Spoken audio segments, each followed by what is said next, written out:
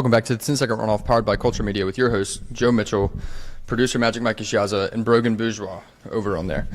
Hey, look, we're brought to you by Bywater Bourbon, 7-3 Distillery out of New Orleans, Louisiana. They got the St. Rock Vodka, the Gentilly Gin, and famously our Bywater Bourbon. That's what we're sipping on. Let us know what you're sipping on and where you're watching from in the chat, and, you know, might shout you out in there. All right, look, the college football playoff is set. Notoriously, Florida State snubbed. Off rip, thoughts? It's tough. It's just tough. They played 13 games. They won all 13 games. They did what they were supposed to do. Unfortunately, the fourth addendum on that making it to the college playoff is that players or coaches that you expect and have been performing would not be in the game in the future, and that fell so far in the Florida State's category that they felt the Alabama should make it in over them. I think that is regardless. We're the better team. The line with Michigan and Florida State would have been absurd. So it's the right call. It's not even the four best teams, but leaving Florida State out eliminates one of them completely. So I'm very pumped for it, obviously. Looking forward to the Rose Bowl. I'll be there. It's going to be a great game. Yeah, I'm with you. I think Alabama needed to be in there. I think it's the right decision in terms of getting the four best teams. But at the same time, it's really rough for Florida State. They went 13-0. They won the ACC championship, scheduled a really tough out-of-conference game to open the season, dominated it. So, you know, it's really tough. I've seen a lot of comments talking about the games have to mean something, the record has to mean something. I understand where they're coming from, but at the end of the day, you lost your quarterback. You lost your quarterback. Your best win is LSU in week 1, who doesn't even have a top 100 defense in the country. You know, you look at Alabama's resume. Yes, they have the head-to-head loss against Texas, but they also beat LSU. They beat Ole Miss. They beat A&M with a top 15 defense, and then they went to the SEC championship and beat Georgia on a neutral field, who hasn't lost in 27 games consecutive. I think that resume is strong enough to me. But at the end of the day, I understand people being mad about opinions and all that kind of stuff too. So I think it's tough. I think it's just tough. Somebody was going to be unhappy regardless. Yeah, it's just city situation, and the fact that they got the back end of it, it's bad, but it is what it is. There's nothing we could go back to change it now. They'll still get a great game against Georgia where they can. If they win that one, then it's like, oh my God, the committee messed up everything. Like, it is what it is. But everybody is expecting Georgia to win that game by 20 points. So yeah, dude, it's they have to go in with a chip on their shoulder and just like play their ass off. But I still don't think it's tough. And I think the same thing would happen if they played Michigan. The Alabama-Michigan game will be more competitive than the Michigan-Florida State game, and you can ask anybody in this country that. And that's part of why they're in the playoff, and it's why Florida State isn't. Yeah, in the comment section, Brennan said FSU is not a top 8, maybe even top 14 team without Jordan Travis. Hey, I don't disagree with you. We said that a couple weeks ago. You know, look, I put out those power ratings. I left them out of my top 10 going into rivalry week. So I agree with you, but at the same time, I feel like records got to mean something. Games on the field actually have to mean something. That was one of the best defensive performances Florida State's had all year in that ACC championship game against Louisville, not allowing a touchdown. So it sucks, man. It sucks. If you're going to talk about, to me, right, I think Alabama deserved to be in. The committee made a point to say that the best 4 are in. Hey, if the best 4 are in, why isn't Georgia in? Because you're telling me Georgia's not one of the best 4? But then even expanding on that point, if Florida didn't get in because of their resume, then why are we not talking about Michigan? Because Michigan plays 2 teams. They play Ohio State and Penn State, right? And I think they're one of the best teams in the country. And if you're going by the best 4, then obviously they should be in. They won the Big Ten. They beat Iowa with a really good defense. I don't think that's a crazy game, though. Like, I don't think that's a huge marquee win on their schedule. Ohio State and Penn State are, but Florida State's got a way stronger strength of schedule than Michigan does. So if that's the metric we're talking about, meanwhile Michigan's in the middle of a cheating scandal. So I think there's a lot of misdirected anger towards Alabama. I think there's a different conversation that we should probably be having too. I completely agree. And the thing that Michigan did well, or the Big Ten did well, is they know they have 2 powerhouses and the one side of the conference is so much stronger than the other that whoever wins that game is a shoo-in in the playoff, no matter 100%. what.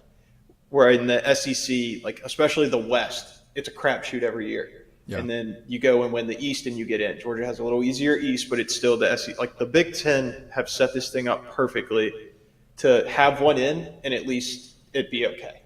And so, and they still haven't won it, or they did with back in the gap with Cardale Jones. But like you can't pull that up, and that's what a lot of arguments are being said for Ohio State. They had a third-string quarterback go in there and win the national championship. Yeah. He was a great quarterback. And he wasn't a true Florida freshman State's no, and the Florida State's best plays on offense last night were run when their quarterback or their running back lined up in the Wildcat. So it's just tough. There's no ifs, ands, or buts about it. They deserve to be in there based on their schedule and how they played this year, but it's the intangibles, and losing Jordan Travis is just tough. Yeah. Yeah, it's brutal. There's no two ways around it. It's bad. Losing Jordan Travis is just horrid for that Florida State team. That being said, Oregon was damn near a lock to get in. Everybody figured Bo Nix was going to win the Heisman. Oregon was going to get in smoothly, be a top 4 team in the country, sit somewhere between that 2 and 3 spot, and then Washington just did what they had to do, beat them for the second time this season. I find that mad impressive. It's awesome. Their defense played crazy good, like literally shut them down for a while. Penix played great. Like Washington was firing on all cylinders, and it was really cool to see because everybody had already written them off for that game. I mean, Oregon was a 9.5, 10-point favorite. So to win that game outright and be like, we're tired of being talked down upon and all this stuff, it was really cool to see them win. Penix and that offense deserves it, so does that defense. So I think that Texas game is going to be really good. I'm happy for Washington and the program as a whole, as the Pac-12's dying, that they'll be able to represent the conference. Yeah. Okay, so that matchup, it's going to be Michigan versus Alabama. You're an Alabama fan. Couldn't be further from that. Why don't you give your perspective on what that game's going to look like?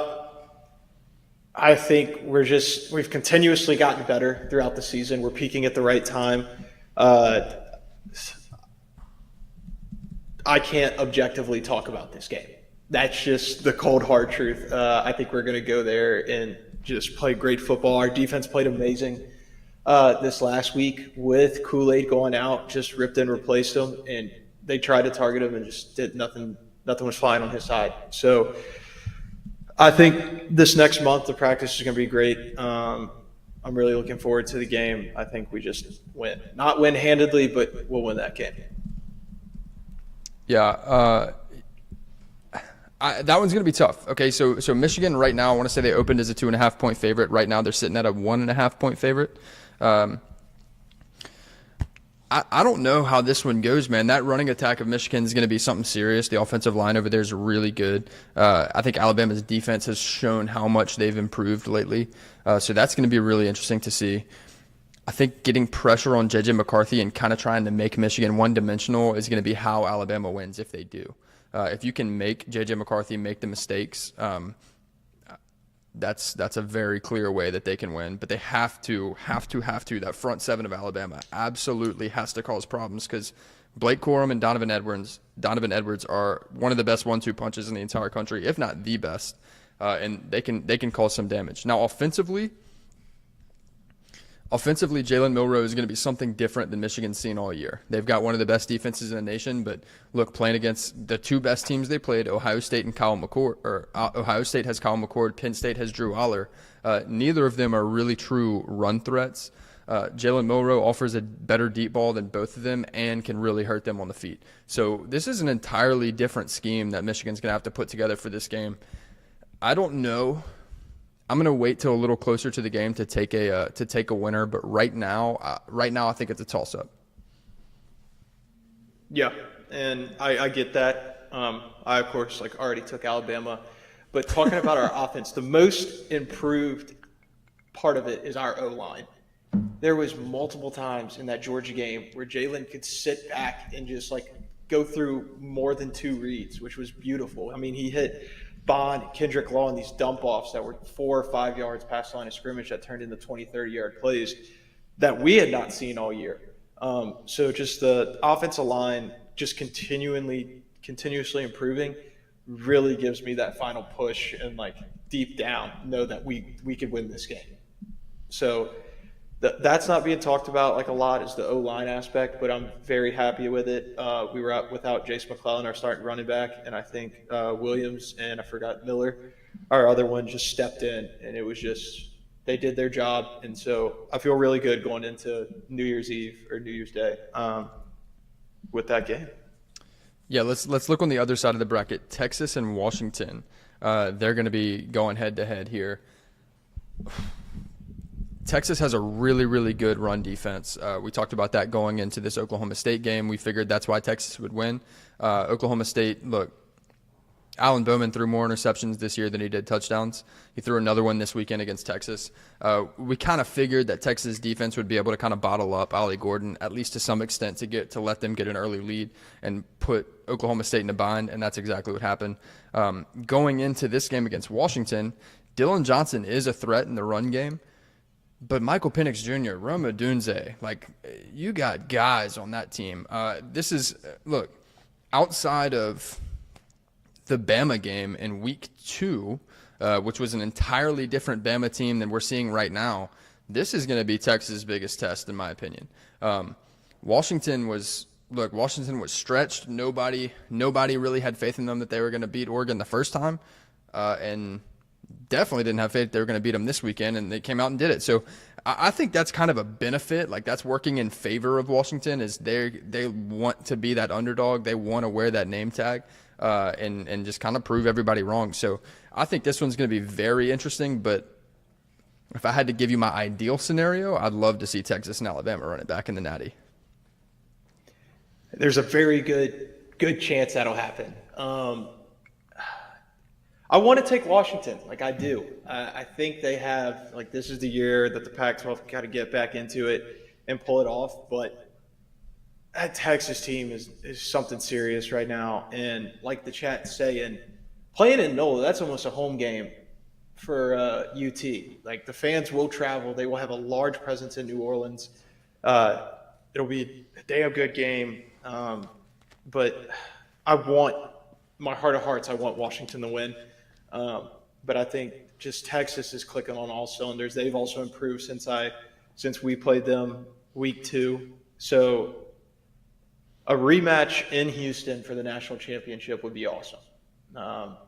Everybody would travel well for that game, but I think Texas just has too many threats. Their defense is playing unreal. They smothered Oklahoma State this weekend. So it'll be a good game. I'm very interested to see how it plays out. Yeah, the pass catchers, not even just the receiving corps, but the pass catchers of Texas might be one of the best in the country. Like, look, LSU has a great receiving corps. Washington has a great receiving corps. Ohio State has a great receiving corps. But Texas, in totality, might have the best pass catching group. Jatavian Sanders, you got Adonai Mitchell, you got Xavier Worthy. Like, they got dudes. So this is going to be rough on Washington trying to stop this Texas offense. It does help them that, look, Jonathan Brooks has been gone for about a month now.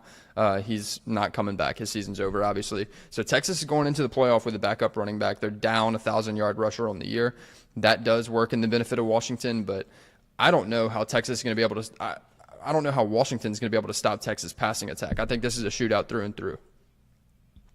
Yeah, I mean, those first 3 touchdowns Texas scored, that offense, Sark was in his bag, with that playbook. Inside of 20 yards, like the red zone, it was just like you saw the first touchdown and you were like, okay, every time they get inside of 20, they're going to score. And then they threw a big boy TD in there. Like, that was awesome. But their play calling and just efficiency of that whole offense that game was something scary. Yeah. Yeah.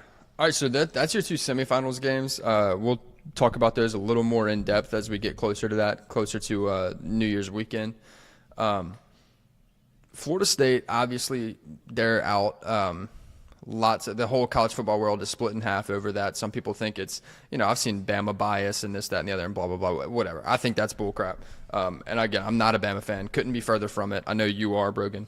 But but that's crap, bro. They deserve to be in. And it's not even about deserving. They're one of the best 4 teams in the country. They proved that. Like to me, the biggest way they proved that is they went out and beat the team that the committee said was the best team in the country.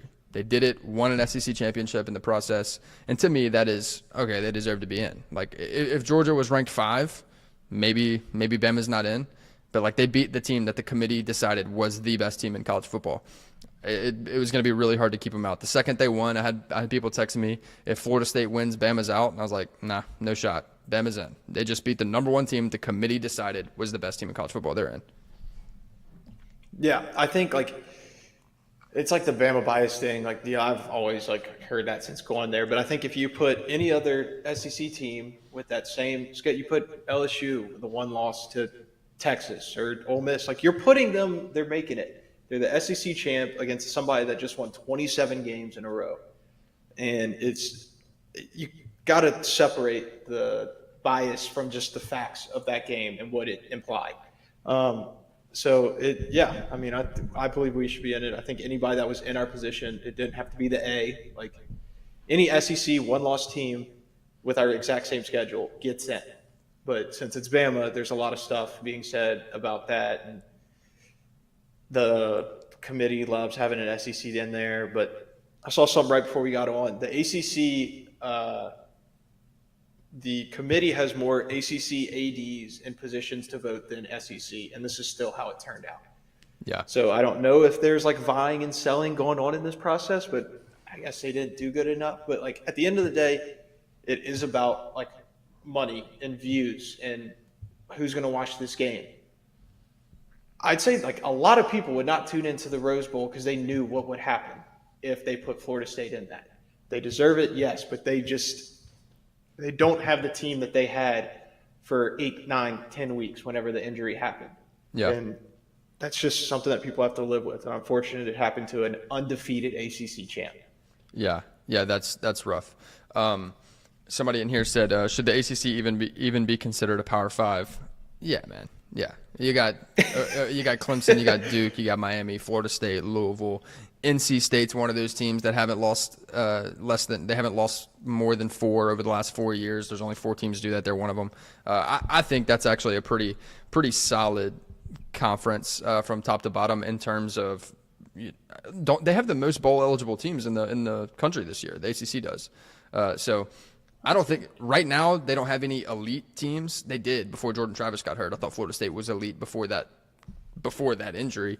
But yeah, they don't have any elite teams right now, but they've got several solid teams. I think that's a Power 5 conference. I think more so than the Big 12. Yeah, I 100% agree. And the only reason that argument is in play is because the rest of the AC didn't perform to the standard that they normally do.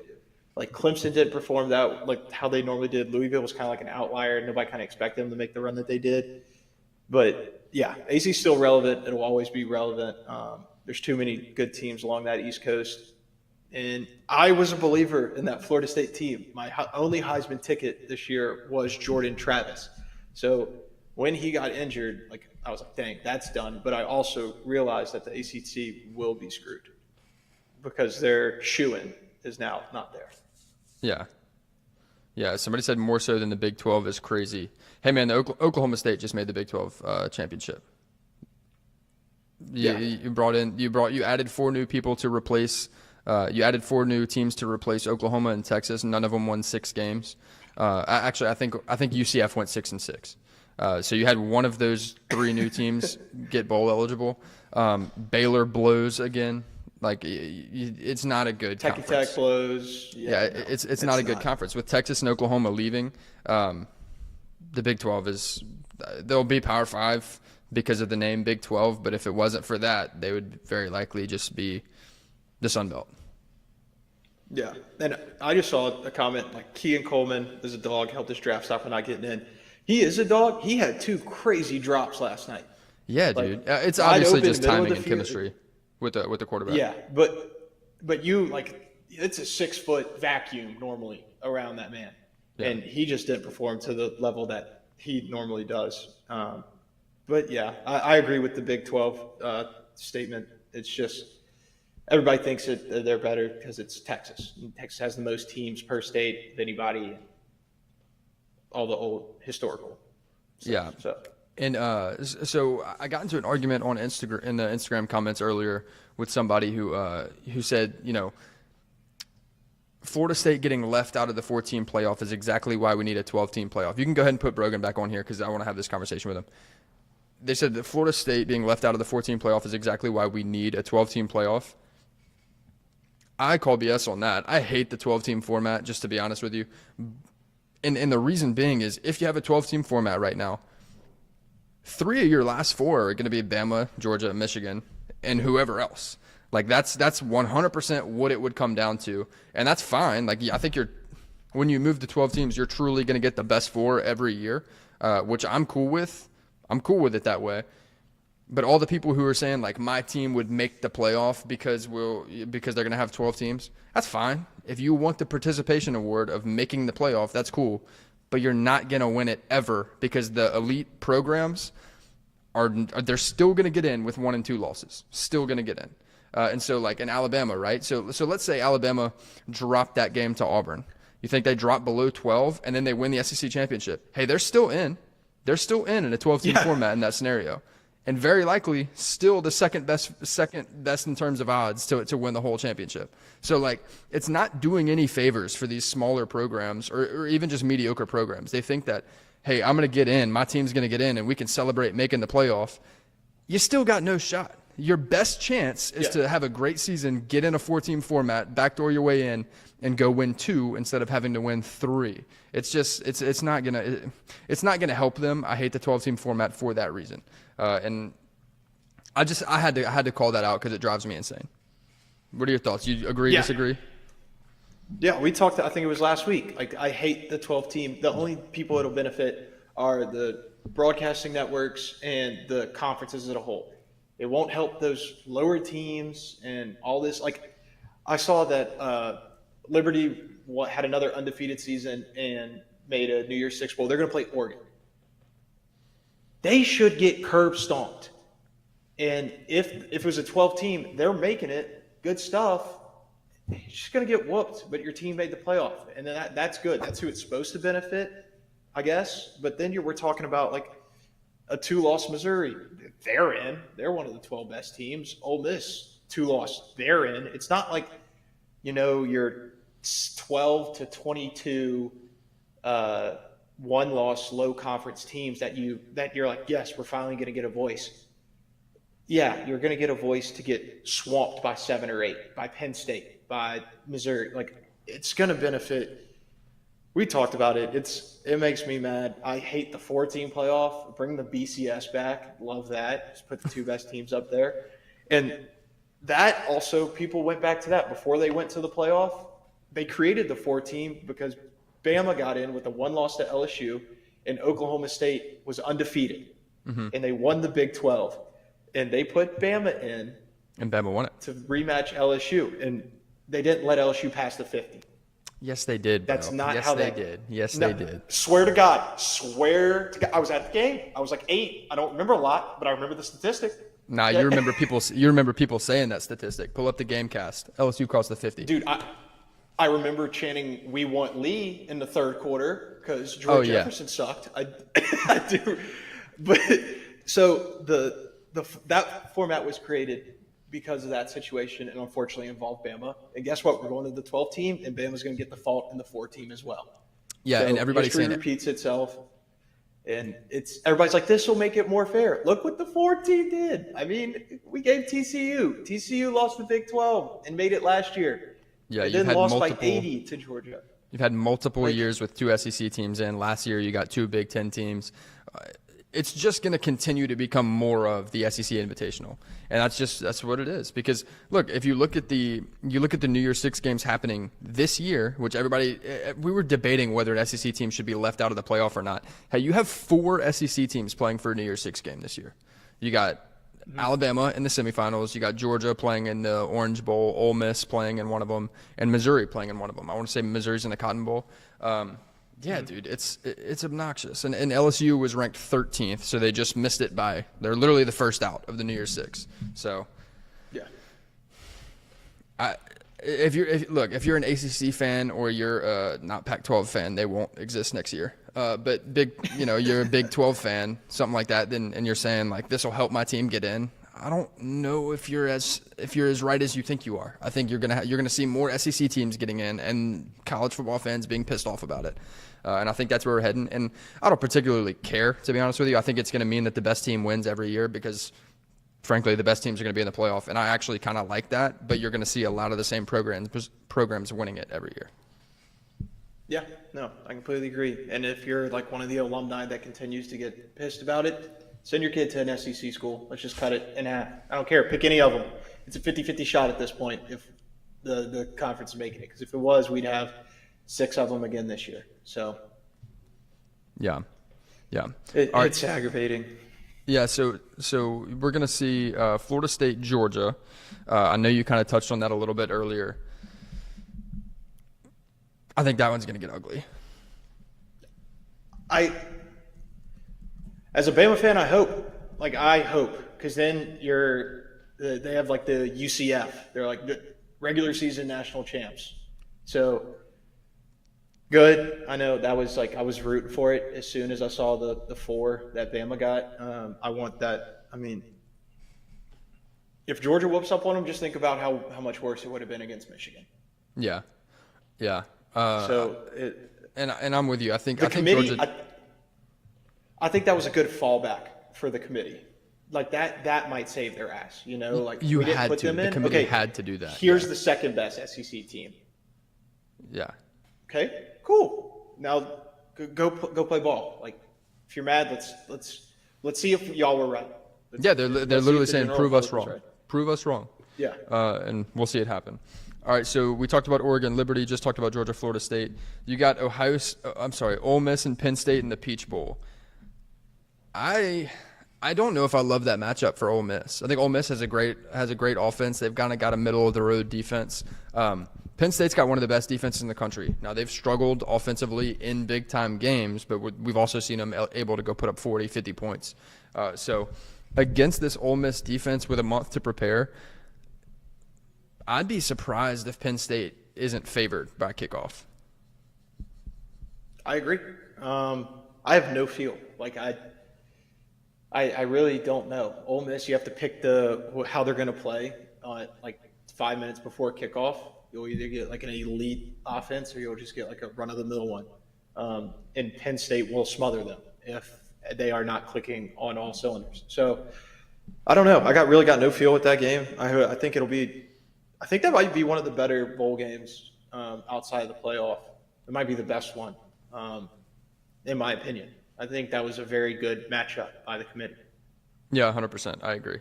I'm interested to see how that goes. And honestly, I hope everybody plays. I know we live in an era now where, draft eligible guys end up not playing the bowl game. I hope everybody plays. I think that'd be a great matchup, and I want to see both teams at full force.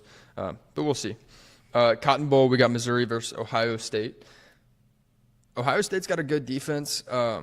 They've got a really good defense. Let's call it what it is. They've got a great defense. Missouri's got a really good offense too. We saw Missouri kind of go head-to-head with Georgia. If it wasn't for that Brady Cook throwing 2 interceptions in his last 2 possessions against Georgia, then that's a one-score game, and Missouri's got a chance to go take the lead against a team who is the first out of the playoff, or the second out of the playoff with Florida State.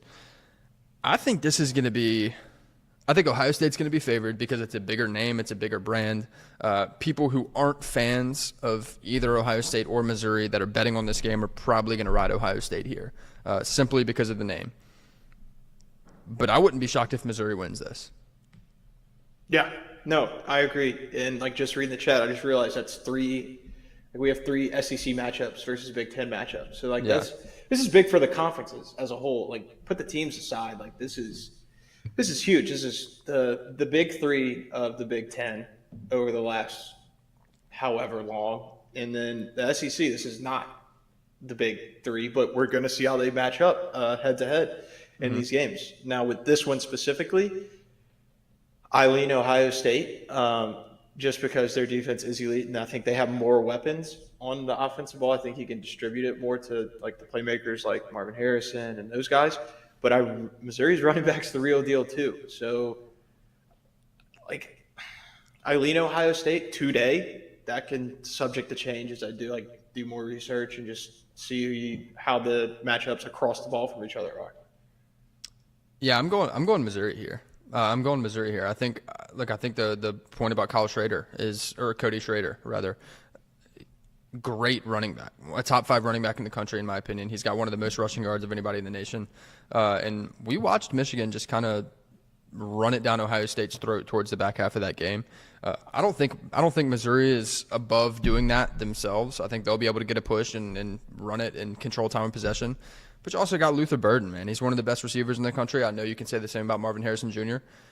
But when you go running back for running back and you go receiver for receiver with Marvin Harrison Jr. and Luther Burden, I give Marvin a little bit of a bump there, obviously based on skill and his projection in the draft and, him being one of the best prospects at receiver, all that, fine. Luther Burden had a very comparable season to Marvin Harrison Jr. on the stat sheet. And give me Brady Cook over Kyle McCord all day. All day. Disagree? Agree? No, I agree with you there, which kind of invalidates how I'm thinking about it. But it's kind of just like the general perception. Like you said, the general public's going to read that, go Ohio State, Missouri. I mean, Ohio State. There's one loss to the number one seed in the playoff. So it's just like that gut feel is Ohio State. But like you said, if we're going QB, running back, wide receiver 1, Missouri has that edge. Yeah, so, and Missouri's O-line's been great. Like Cody Schrader gets all the love for being a running back, but like the holes are there. They're getting a push. Their offensive line's been awesome. You can't say the same about Ohio State. Like obviously they would like Kyle McCord to be a little bit better. He's not quite elite. Like he's not the CJ Stroud they had last year. But outside of Kyle McCord, the weakness of that Ohio State offense has been the offensive line, specifically the right side of it. I think Missouri's going to take advantage of that. In this game, I like Missouri's offense better. Very fair. And there's also, to be fair, Cole in the comments made a point that I wasn't even thinking about because I like competition and I wish players played. But he said there's no shot Marvin Harrison plays this game, which he's probably right. Yeah. I mean, if I was him, why would I? I have everything to lose. Because you're Nothing a competitor. Because you're a competitor and you're going to the league and you're making money to compete. Do what you do. Go compete. That's how I feel. And I understand there's business decisions and all that. Like you got to make sure you're healthy so you can get drafted. I get that. But come on, man, go play. That's why you're on scholarship. That's why you got your tuition paid for. That's why you got your room and board. That's why you're getting NIL money. Play the game. Finish your commitment. That's my personal opinion. I know some people may disagree, and that's fine. All right, Brennan pointed out Arizona versus Oklahoma is going to be a game. I cannot wait to see that one. I hope everybody plays. Give me the over. Give me the over, absolutely. I hope everybody plays. I think when you talk about people playing or not playing, you're talking about is Oklahoma going to have everybody playing? Because Arizona's young. Like that, Fafita's a redshirt freshman. He's going to play. Unless he enters the transfer portal or anything like that. McMillan, he's relatively young. Like they have 2 receivers over there who are solid, and neither one of them are draft eligible. So if Oklahoma has anybody sit, I think Arizona's got a great shot to win this game. I agree. I like the Arizona has like that Alabama feel that I've kind of talked about. Like you peaked, and then everybody's healthy, and you're just playing better and better ball. Nobody's played consecutive weeks of better ball than Arizona. They are unstoppable. Like if they didn't drop the first few at the beginning, they could have been in this like Pac-12 championship race. Unfortunately, they started slow, but I love this Arizona team. I love how young they are. I will be taking Arizona in that game. Yeah. You and I have never gotten to talk about this whenever Caleb Williams said he was potentially going to come back in 2024 and forgo the draft if the Cardinals had the first pick and all that kind of stuff. Fine, whatever. But I want to talk about that because Cole just commented. He said, depending on who has the picks, people could make a bag in NIL and wait another year. I understand where you're coming from, but I think if you're a Caleb Williams type player or you're a first-round pick, you're going to the draft. Like, and if you don't, it is a bad business decision. Like, you're not making the $20 million signing bonus that is 1-1 or 20. What is it? 26 mil. Yeah, it's like 26 mil to go 1-1. You're not making that in NIL. Like, what's the highest paid player in NIL making right now? Isn't it like $6 million? $20 million less than going 1-1. And I think that's talking specifically about Caleb Williams. But let's say you're a first round pick. You get a 5th-year option. You're getting at least a $10 million signing bonus. Like, go. Like, that's such a dumb argument. That's not a dumb argument from other people's perspective, but it would be a dumb decision for those players. I don't understand why that's even being talked about, specifically from Caleb Williams. Yeah, at all. Like, that makes no sense whatsoever. I think it's just kind of to get clicks. Like, everybody read that and they were like, what? Like, let me click, do further research. Like, it was to get him buzzing again, in my opinion. He will go. Like, I don't care if you go play for the worst NFL franchise historically in the last 50 years. Okay, you might get beat up a little bit. That's tough. You'll take a beating for 26. You'll be like, maybe, I hope I would. I'd take it for 1. Okay, like, that's personal, but like, I think that's just to get their name buzzing again. And like, his stuff that he was talking about, like what he won his contract, like that's all. That's just to get people talking about how crazy it could get. But he's not going to forgo the 1-1. You can't. You physically can't. Yeah, and if it's because you don't want to play for a certain team, and this isn't an NFL show, it's a college football show, but if you don't go, if you don't put your name in the draft because, one, you're so confident that you're going 1-1, as if, you know, there's not other people that have kind of put their name in that hat after the way they played this year and the way Caleb played as well. But if you're so confident that you're going 1-1 and a certain organization has that pick and you're not going to go because of it, like, you think that's not a red flag to other organizations too? And you're skipping out on $20 million where you're going to have to play another 12, probably 13 games, maybe 14 next year and risk injury where maybe you never get that $20 million bonus. Go to the draft. What are we talking about? Yeah. All right. What else do we have tonight? Anything? We covered the playoff, the top 4. We covered the New Year's 6 games. Do you have anything you want to run over real quick? Looking at all the games from this weekend. I mean, with the jersey that I'm wearing, it's kind of shitty to beat a dead horse, but Florida State did not win that game as much Louisville lost that game. That I sat up and watched that whole game. That was horrible. Their defense played great. Jake Palmer might have been the worst quarterback on Saturday. Their defense played amazing on any field. They did. But God, that game sucked to watch. And it was just like, it was a defensive showing. I mean, it was 3-0 at halftime, but the play calling and offensive scheme that Louisville tried to go out there with was just some of the most atrocious stuff I'd ever seen. I mean, you can say that, like, that may be your opinion, but how much of that is because Florida State's defense was great? Like, how much is that you see what I'm saying? Like, maybe Florida State just made them look bad. I think it was a great defensive showing for Florida State, and I was honestly really impressed considering they did run out a true freshman and just was picked up by his defense all game. So I was really impressed by that. I thought that was a great showing for them. Still don't think they were deserving to be in the playoff, though. Or they were deserving, but it was the right decision for them to not be.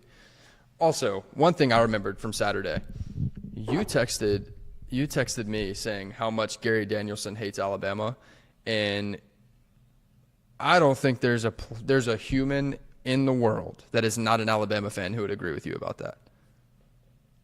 Dude, like, oh my God, it's like, I told you too, I tweeted it 5 years ago as like a kid before I went to school, like Daniel Danielson, and then I retweeted it 3 years ago, and all of the group chat was texting was how much they specifically said the deep pass on 4th and 5 that set up a touchdown for us that was like, didn't get reviewed and there was potential that it could have been like an incomplete pass. Bro, that was They incomplete. talked about it till I don't know.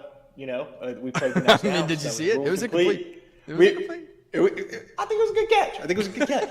But all the way until the end of the third quarter, Gary was talking about how that play was a 10-point swing. And maybe the game doesn't play out the same way. So I don't, like, you texted, and all me and my dad watching the game were like, Gary, stop. Like, thank God CBS doesn't have the rights to this anymore. Like, go talk about some other game, because dude, he hates us. Well, you're in trouble then. Well, and also I disagree. I think you're delusional for thinking that, and that's fine. But That's a different conversation that we have to have. yeah. But Gary Danielson has the SEC primetime game on ABC. Like that's the new contract he has starting next year. No. Yeah. So he's still No. calling. He's not with CBS obviously, but he is calling the SEC primetime on ABC. I didn't know that. Okay. Well. Can't shake him. All All right. right. That's all we got for this one. Again, drinking Bywater bourbon. Before we close out, drop in the chat what you're drinking tonight, where you're watching from. And yeah, we will see y'all on Wednesday. Roll Tide.